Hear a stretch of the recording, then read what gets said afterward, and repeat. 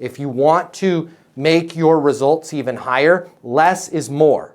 This is where we get it wrong in sales. We think, well, I need to schedule a meeting, I need to have a conversation. So we speak too much on the call, right? And that doesn't work. We leave a voicemail with too much. The voicemail should be, hey, Jake, Matt Easton over here at Easton University. I run all of Maryland.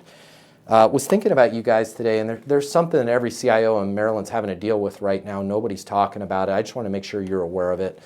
She give me a call on my mobile, 720-660-3202. Calm, cool, collected, and then on to the next voicemail.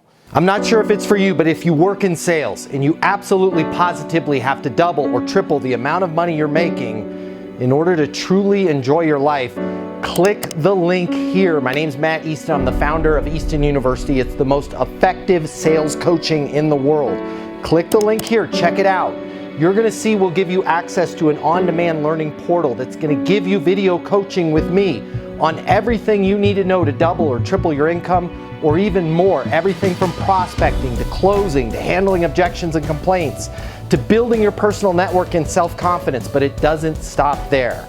Click the link here. You're gonna see that when you get a membership to Easton University, you're also gonna have the ability to do live coaching with me twice a week. You can ask me any questions. We can work through anything you're struggling with.